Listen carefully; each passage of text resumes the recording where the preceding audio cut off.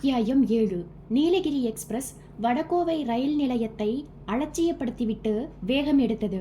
விவேக்கின் அருகே உட்கார்ந்திருந்த ரூபலா மெல்லிய குரலில், என்னங்க என்றாள். கிராஸ்டாக்கை பற்றியே யோசிச்சுட்டு வரீங்களாக்கும். பின்ன இது ஒரு முக்கியமான விஷயம் இல்லையா? ஒரு கிரைம் பிரான்ச் ஆபீசர் டிராவல் பண்ற அதே ட்ரெயின்ல ஒரு மர்டர் நடக்க போகுதுங்கிறப்ப பெரிய விஷயம் இல்லையா? என்னோட நாலேஜுக்கு விஷயம் வராம இந்த கொலை நடந்திருந்தாலும் பரவாயில்ல. எனக்கு விஷயம் தெரிஞ்ச பின்னாடியும் அந்த கொலையை நடக்க விட்டா அது என்னோட டிபார்ட்மெண்ட்டுக்கு கேவலம் இல்லையா? கூப்பேயின் கதவு தட்டப்பட விவேக் எழுந்து போய் தாழ்பாலை விளக்கினான். கதவுக்கு வெளியே பிரஸ் ரிப்போர்ட்டர் நீரஜா நின்றிருந்தாள். அகலமான புன்னகையோடு, எக்ஸ்கியூஸ் மீ, நான் உள்ள வரலாமா என்று கேட்டாள். Please come. விவேக் வழிவிட நீரஜா உள்ளே போய் ரூபலாவுக்கு பக்கத்தில் உட்கார்ந்தாள். என் பேரு நீரஜா, ஸ்போர்ட் எட்ஜுங்கிற ஆங்கில பத்திரிகையின் ரிப்போர்ட்டர். விவேக் மலர்ந்தான். ஓ, நீங்க தானா அது? மினிஸ்டர் கோதண்டம் மீதான ஊழல்களை பத்தி எழுதி அவரை போஸ்டில் இருந்தே ரிசைன் பண்ண வச்சது நீங்க தானே? நான் தான் என்பது போல் மௌனமாய் தலையாட்டினாள் நீரஜா. ரூபலா நீரஜாவின் கைகளை ஆர்வமாய் பற்றி கொண்டாள். உங்களை பத்தி நியூஸ் பேப்பர்ல நிறைய படிச்சிருக்கேன். போட்டோவில் பாக்குறதுக்கும் நேர்ல பாக்குறதுக்கும் வித்தியாசமா தெரியுறீங்களே. விவேக் குறுக்கிட்டான். என்ன வித்தியாசம்னு நான் சொல்லட்டுமா? சொல்லுங்களேன். நேர்ல பாக்குறத காட்டிலும் போட்டோவில் பார்க்க ரொம்பவும் அழகா இருக்கீங்க. அதனாலதான் சட்டுன்னு அடையாளம் தெரியல. யூ ஆர் நாட்டி. தப்பா நினைச்சுக்காதீங்க, ஒரு தமாசுக்காக சொன்னேன். விவேக் சொல்லிக்கொண்டே எதிர் சீட்டில் உட்கார்ந்தான். நீரஜா கேட்டாள், நீங்க எங்க? மெட்ராஸா? ஆமா, எனக்கு ரொம்ப நாளா ஒரு ஆசை மிஸ்டர் விவேக். சொல்லுங்க, நிறைவேற்றிடுவோம். எங்க பத்திரிகைக்காக உங்களை ஒரு பேட்டி எடுக்கணும். தாராளமா எடுங்களே. இப்பவே எடுத்துடலாமா? வேண்டாம், நான் மெட்ராஸ் போனதும் ஒரு நல்ல நாள்ல வச்சுக்குவோம். இப்ப உங்களை பத்தி பேசுவோமே. என்ன பத்தியா? என்ன பத்தி என்ன கேட்க போறீங்க? ஒரு மந்திரியோட ஊழல்களை அம்பலப்படுத்தக்கூடிய தைரியம் உங்களுக்கு எப்படி வந்தது? எங்கப்பா ஒரு மிலிட்டரி மேன். சின்ன வயசிலிருந்தே அவர் என்னை கட்டுப்பாடோடு வளர்த்தார். ரோட்ல எந்த அநியாயம் நடந்தாலும் தட்டி கேட்கணும்னு சொல்லுவார். சட்டத்துக்கும் நேர்மைக்கும் புறம்பா நடக்கிறவங்க யாரா இருந்தாலும் சரி, அவங்கள சமூகத்துக்கு முன்னாடி அடையாளம் காட்டணும்னு சொல்லுவார். உங்க அப்பாவுக்கு நீங்க ஒரே பொண்ணுதானா? ஆமா. இப்படி நீங்க செயல்படுறதினால நிறைய பிரச்சனைகள் வருமே. வராம இருக்குமா? எல்லாத்துக்கும் துணிஞ்சுதானே இந்த பிரஸ் ரிப்போர்ட்டர் வேலையை பார்த்துட்டு இருக்கேன். என்னை கொலை செய்ய இதுவரைக்கும் 11 தடவை முயற்சிகள் நடந்திருக்கு. இன்னமும் நடந்துட்டு இருக்கு. விவேக்கும் ரூபலாவும் ஒருத்தரை ஒருத்தர் பார்த்து கொண்டார்கள். கிராஸ்டாக்கில் அடிபட்ட பெண் இந்த நீரஜாவாய் இருக்கலாமோ? என்ன மிஸ்டர் விவேக் அப்படி பாக்குறீங்க? No, nothing. உங்க துணிச்சலை நினைச்சு பார்த்து பிரமிச்சு போயிட்டு இருக்கேன். ரூபலா கேட்டாள். ஒரு மந்திரிக்கு எதிராக அவ்வளவு குற்றச்சாட்டுகளை உங்களால எப்படி திரட்ட முடிஞ்சது? உங்க கணவர் ஒரு கொலை கேஸை துப்பறிஞ்சு கொலைகாரனை கண்டுபிடிக்க என்னென்ன வேலையெல்லாம் பண்ணுவாரோ அதே வேலையத்தான் நானும் பண்ணி ஆதாரங்களை திரட்டுறேன். உங்களோட பாதுகாப்புக்கு சைலன்ஸ்டு பிஸ்டல் வச்சிருக்கேன். உங்க மாதிரியே ஒவ்வொரு பொண்ணும் இருந்தா எவ்வளவு நல்லா இருக்கும். ஆட்சி நல்ல விதமா நடக்கும். ஊழல் இருக்காது. ஜனங்களுக்கு பயந்து மந்திரிங்க நடப்பாங்க. ரூபலா சொல்லிக் கொண்டிருக்கும் போதே ரயிலின் வேகம் குறைந்தது. ஜன்னலுக்கு வெளியே கருப்பு துணியில் கொட்டிய கண்ணாடி துணுக்குகளாய் விளக்கு வெளிச்சங்கள் மின்னின. என்ன ஸ்டேஷன்? நீரஜா கேட்டாள். திருப்பூர் வரப்போகுது. விவேக் சொல்ல, திருப்பூரா? பரபரக்க எழுந்தாள் நீரஜா. ஏன், என்ன விஷயம்? ஒண்ணுமில்ல. திருப்பூர் சமுதாய மேம்பாட்டு கழகம்ங்கிற ஒரு அமைப்பு எனக்கு லெட்டர் எழுதி இருந்தாங்க. திருப்பூர் ஸ்டேஷன்ல 2 நிமிஷம் வண்டி நிற்கும் போது உங்களுக்கு எங்களுடைய அன்பை தெரிவிக்கவும் வரவேற்கவும் ஆசைப்படுகிறோம்னு லெட்டர்ல மென்ஷன் பண்ணி இருந்தாங்க. அவ்வளவு ஆர்வமா லெட்டர் எழுதினவங்களை பார்க்காம இருக்கிறது சரியில்லையே. ரூபலாவிடமும் விவேக்கிடமும் நீரஜா விடை பெற்று கொண்டு கூப்பேயை விட்டு வெளியே போனாள். விவேக் ரூபலாவிடம் திரும்பினான். ரூபலா, அந்த கிராஸ்டாக்குக்கும் இந்த நீரஜாவுக்கும் லேசா ஒத்து போன மாதிரி இல்ல? நீ என்ன பண்ண போற? நான் தூங்குறேன் சொன்ன ரூபலா சின்னதாய் வாயை திறந்து கொட்டாவி விட்டாள். அப்ப நான் ஒண்ணு பண்றேன். என்ன? அந்த நீரஜா இருக்கிற கூப்பேக்கு போயிடுறேன். என்ன சொன்னீங்க? திடுமென்று திரும்பி தன் பெரிய கண்களினால் முறைத்தாள் ரூபலா. ஜன்னலில் திருப்பூர் ஸ்டேஷன் வந்து கொண்டிருந்தது. அத்தியாயம் 8. ஈரோடு பெரியார் காலனி. நேரம் 9:45. கண்ணாடி முன் நின்று சத்வந்த் சிங்காக மாறினான் கௌதம். கட்டிலில் சம்மணமிட்டு உட்கார்ந்து அவனையே பார்த்து கொண்டிருந்த சுதாகர் சத்தம் வராமல் கைகளை தட்டினான். வேஷ பொருத்தம் அம்சமா இருக்கு கௌதம். ஒரிஜினல் சிங் கெட்டான் போ. கௌதம் சுதாகருக்கு முன்பாக திரும்பி நின்றான். தாடியும் மீசையும் நல்லா பொருந்தி இருக்கா? சரியா இருக்கு. டர்பன் அட்டகாசமா தலையில உட்கார்ந்திருக்கு. ஜிப்பா உனக்குன்னே அளவெடுத்து தெச்ச மாதிரி இருக்கு. நான் கிளம்பட்டுமா சுதாகர்? சுவரோரமாய் வைத்திருந்த பிரீஃப் கேஸை எடுத்துக்கொண்டான் கௌதம். பின்பக்கமாவே போயிடு. ஸ்டேஷனுக்கு போனதும் பிளாட்பாரத்துல சுத்திட்டு இருக்காத. வெயிட்டிங் ரூம்ல போய் உட்காந்துக்கோ. யார்கிட்டையும் பேச்சு கொடுக்காத. சரி, பேசும்போது நல்ல தமிழ்ல பேசிடாத. கொச்சையா பேசு. குரலை மாத்தி பேச மறந்துடாத. சரி சரி. பிரீஃப் கேஸோடு வீட்டின் பின்பக்கத்து கதவை திறந்து கொண்டு வெளியே கொட்டியிருந்த இருட்டில் கலந்தான் கௌதம். நாய்கள் குரைக்கும் சத்தத்தை தவிர நாலா பக்கமும் நிசப்தம். அத்தியாயம் 9. திருப்பூர் ரயில்வே ஸ்டேஷனில் ப்ளூ மவுண்டன் எக்ஸ்பிரஸ் தடதடவென்று அதிர்ந்தபடி நுழைந்து தன் இயக்கத்தை நிறுத்தி கொண்டபோது ஸ்டேஷனில் இருந்த பிரிட்டிஷ் காலத்து கடிகாரம் நேரம் 9:50 காட்டிக் கொண்டிருந்தது. சமுதாய மேம்பாட்டு கழகத்தை சேர்ந்த அந்த சின்ன கும்பல் பேனர்களோடும் மாலைகளோடும் F2 கோச்சை நோக்கி ஓட அவர்களை மோப்பம் பிடித்து கொண்டு தனல் தங்கராஜும் ஒத்தக்கால் தாமஸும் தொடர்ந்தார்கள். தாமஸ், பச்சி ஜேர்னி பண்ற கம்பார்ட்மெண்ட் எதுன்னு தெரிஞ்சிடுச்சு. இனிமே உன்கிட்ட தான் சாமர்த்தியம் இருக்கு. காரியத்தை பத்தி கவலைப்படாத சார். இந்த டிக்கெட்டை வச்சுக்க. ஃபர்ஸ்ட் கிளாஸ் டிக்கெட் இது. டிடிஇ கிட்ட மாட்டினா நீ முழிச்சிட்டு இருக்க கூடாதுன்னு தான் ஃபர்ஸ்ட் கிளாஸ் டிக்கெட் வாங்கி இருக்கேன். இந்த டிக்கெட் எலவெல்லாம் எனக்கு வேண்டியதே இல்ல. காஷ்மீரில் இருந்து கன்னியாகுமரி வரைக்கும் ட்ரெயின்ல டிக்கெட் இல்லாம டிராவல் பண்ற தில்லு எனக்கு இருக்கு. F2 கம்பார்ட்மெண்ட் வந்தது. நீரஜா பிளாட்பாரத்தில் இறங்கி நின்று மாலைகளுக்கும் உற்சாக கைத்தட்டல்களுக்கும் நடுவே நின்று சமுதாய மேம்பாட்டு கழக உறுப்பினர்களோடு பேசிக் கொண்டிருந்தாள். அடுத்த மாசம் மறுபடியும் நான் கோயம்புத்தூர் வருவேன். அந்த சமயத்துல திருப்பூர்ல இறங்கி ஒரு 2 மணி நேரம் உங்க கூட பேசுறேன். போதுமா? நீங்க தேதியை சொன்னா ஒரு பாராட்டு விழாவே நடத்த ஏற்பாடு பண்ணிடுறோம். சச்ச, அதெல்லாம் வேண்டாம். எங்க மாதிரியான யங்ஸ்டர்ஸ்க்கு உங்க புத்திமதி என்ன? தப்பை பார்த்த இடத்துல கண்டியுங்க. ஒரு ரவுடி ஒரு பொண்ணை பலாத்காரம் பண்றான்னா பார்த்துட்டு நமக்கு எதுக்கு வம்புன்னு பார்த்தும் பார்க்காத மாதிரி சும்மா இருப்பீங்களா? ஒருத்தன் குடிக்கிறானா புத்திமதி சொல்லுங்க. கவர்மெண்ட்ல காரியம் ஆகணும்னா லஞ்சம் தராதீங்க. கவர்மெண்ட் சர்வெண்ட்ஸ் நமக்கு ஊழியம் பண்றதுக்காகத்தான் இருக்காங்க, ஊழல் பண்ண அல்ல. கிளாசிக்.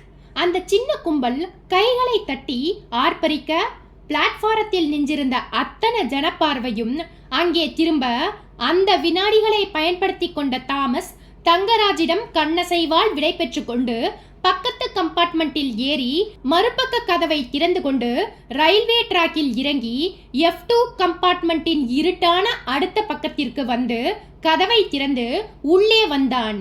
கண்ணிமைக்கும் நேரம்தான். பக்கத்திலேயே இருந்த டாய்லெட் அறைக்குள் பளிச்சென்று நுழைந்து கதவை தாளிட்டு கொண்டான். வெளியே இன்னமும் கைத்தட்டல் சத்தமும் சிரிப்பு சத்தமும் கலந்து கேட்டுக்கொண்டிருந்தது. தாமஸ் தன் சட்டை பைக்குள் கையை விட்டு பீடி ஒன்றை எடுத்து உதட்டில் பொருத்தி தீக்குச்சியின் உபயத்தால் அதன் முனையை சிவப்பாக்கி புகைவிட்டான். பிளாட்பாரத்தில் விசில் சத்தம் வீறிட்டது. தபதபவென்று யார் யாரோ ஓடும் சத்தம். ரயில் நகர்ந்தது. தடக் கடக். தாமஸ் டாய்லெட்டின் வாஷ்பேஷின் சிங்கிற்கு உடம்பை முட்டு கொடுத்து சாய்ந்து நின்று கொண்டான். வண்டி சேலம் போவதற்குள் எப்படியாவது நீரஜாவை தீர்த்துவிட்டு தப்பிவிட வேண்டும். அடுத்த ஸ்டெப்பை எப்படி எடுத்து வைக்கலாம்? பீடியை உறிஞ்சு கொண்டே தீவிரமாய் யோசித்தான் தாமஸ். அத்தியாயம் 10.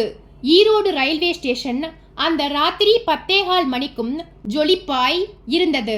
வரப்போகும் நீலகிரி எக்ஸ்பிரஸ் பயணிகளுக்காக மொய்த்த வடைகளும் கிழவியின் கன்னத்து சதையாய் சுருங்கி போன பூரிகளும் காற்று வாங்கி கொண்டு காத்திருக்க போர்ட்டர்கள் மாத நாவல்களை மேய்ந்து கொண்டிருந்தார்கள்.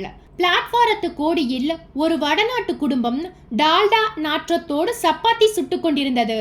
சத்வன் சிங்காய் மாறி இருந்த கௌதம் பதட்டப்படாமல் பிரீஃப் கேஸை எடுத்துக்கொண்டு மெதுவாய் நடந்து போய் வெயிட்டிங் ரூமில் நுழைந்தான். அந்த வட்டமான மேஜையை சுற்றி நாற்காலிகள் இறைந்து கிடக்க அதில் விதவிதமாய் எல்லோரும் தூங்கிக் கொண்டிருந்தார்கள். காலியாய் கிடந்த ஒரு நாற்காலியை ஆக்கிரமித்தான் கௌதம். அடிவயிற்றுக்குள் பயம் பந்து மாதிரி தத்தி கொண்டிருக்க இருதயம் அப்நார்மலாய் துடித்தது.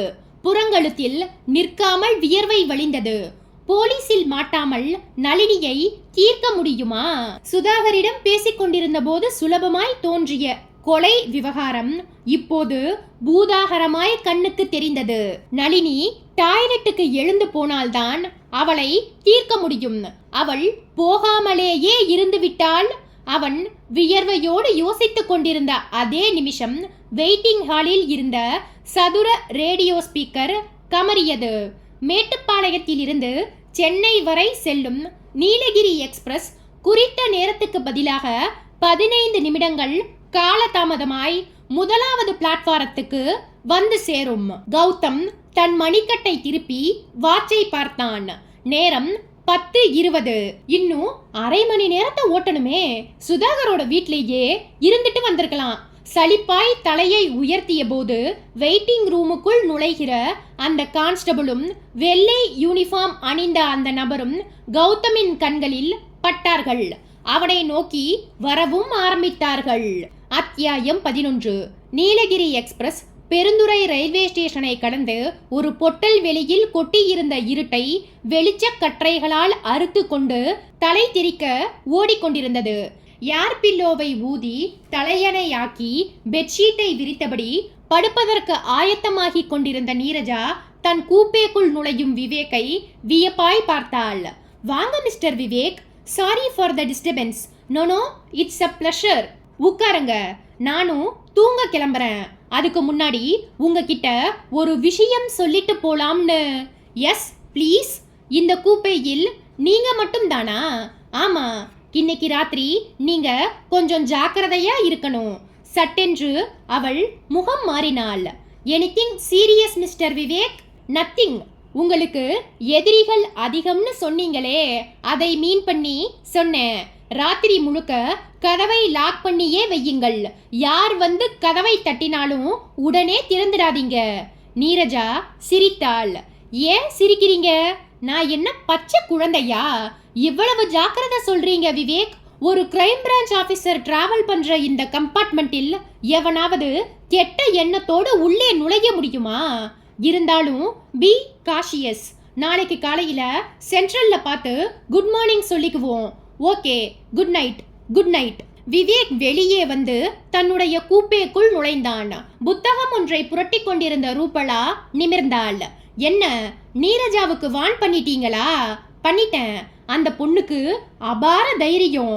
கொஞ்சம் ஜாக்கிரதையா இருன்னு சொன்னா இழிக்குது. சரி, அந்த டவலை எடு. எதுக்கு? டாய்லெட்டுக்கு போய் ஃபேஸ் வாஷ் பண்ணிட்டு வந்துடுறேன். அப்பதான் சேலம் வரைக்குமாவது தூங்காம இருக்க முடியும். ரூபலா டவலை எடுத்து நீட்ட விவேக் வாங்கி கொண்டு நடைபாதையில் நடந்து டாய்லெட்டை நெருங்கி கதவை தள்ளினான். அது திறந்து கொள்ள உள்ளே நுழைந்தான். அத்தியாயம் 12.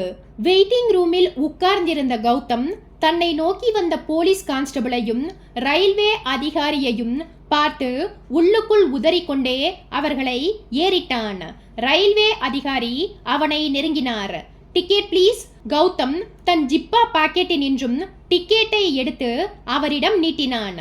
அவர் அதை வாங்கி பார்த்து கொண்டே கோயிங் டு மெட்ராஸ் என்று கேட்டார். எஸ். டிக்கெட்டை சரிபார்த்து கௌதமிடமே கொடுத்துவிட்டு அடுத்த நாற்காலியில் தூங்கிக் கொண்டிருக்கும் ஒரு இளைஞனிடம் போனார்கள். கான்ஸ்டபிள் கேட்டுக்கொண்டிருந்தார். நேத்திக்கு மொத்தம் எத்தனை பேரை சார் டிக்கெட்லெஸ் டிராவலர்ஸா பிடிச்சிங்க? 14 பேரு. பார்க்கறதுக்கு எல்லாருமே டீசெண்டா இருக்காங்க. ஆனா டிக்கெட் கேட்டா சட்டப்பையை தடவிக்கிட்டு காணாம போச்சுன்னு சொல்றாங்க. படிச்சவங்களே ரயில்வேயை ஏமாத்தினா மத்தவங்களை பத்தி சொல்ல என்ன இருக்கு? கௌதம் நிம்மதியாய் பெருமூச்சொன்றை விட்டுக்கொண்டே நாற்காலியில் சாய்ந்து உட்கார்ந்தான். டிக்கெட் பரிசோதகரும் கான்ஸ்டபிளும் வெயிட்டிங் ரூமில் இருந்த எல்லோரிடமும் டிக்கெட் வாங்கி பார்த்துவிட்டு அறையை தாண்டுவதற்கும் ஒளிபெருக்கியில் அந்த அறிவிப்பு கேட்பதற்கும் சரியாக இருந்தது. சென்னை சென்ட்ரல் வரை செல்லும் நீலகிரி எக்ஸ்பிரஸ் அடுத்த சில நிமிஷங்களில் 2வது பிளாட்பாரத்துக்கு வந்து சேரும். கௌதம் எழுந்தான். பிரீஃப்கேஸை எடுத்துக்கொண்டு இயல்பாய் நடந்து பிளாட்பாரத்துக்கு வந்தான்.